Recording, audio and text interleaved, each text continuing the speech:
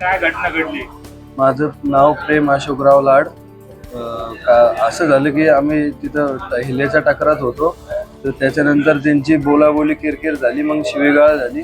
तिथून आल्यानंतर त्यांना कॉल केला, मग त्यांना आम्हाला तिकडे बोलवून घेतलं. मग तिथं ते सर्व तयारीत होते, त्यांच्याकडे धारधारी शस्त्र होते, ते 5-6 जण होते. आणि आम्ही तिथं गेलो आणि ते माझ्या भावाला बोलले की हा तुझं काय म्हणणं आहे. मग त्यांना लगेच मारणं चालू केलं. पहिला शस्त्र मला मारलं, मग लगेच माझ्या भावावर 4-5 जण शस्त्र घेऊन भिडले. मग लगेच त्याला मारणं चालू केलं आणि मला पण शस्त्र मारलं. कुठल्या ठिकाणी घटना झाली? मोतीबाग.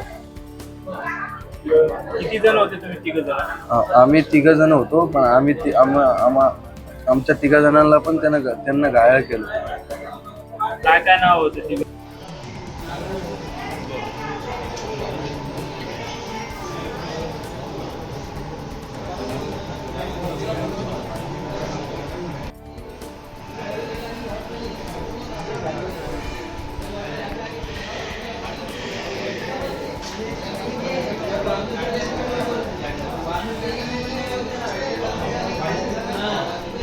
तर मोतीबाग परिसरामध्ये काही भांडण झाले, काही पेशंट आलेत का?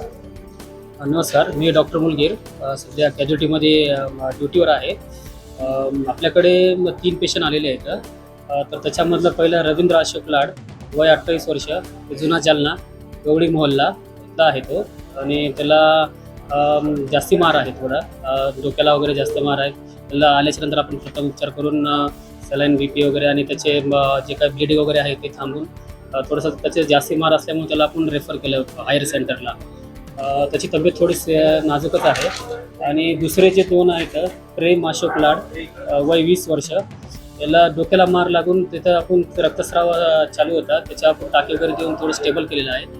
यांना ॲडमिट करून आपण पुढचे इन्व्हेस्टिगेशन्स करणार, CT स्कॅन आणि दुसरीकडे काही नाही पण CT स्कॅन वगैरे करणार आहेत आपण. आणि तिसरा जो मुलगा आहे नरेश रामलाल अवघड, वय 20 वर्ष, हा बी जुना जालना गवळी मोहल्ल्याचा आहे.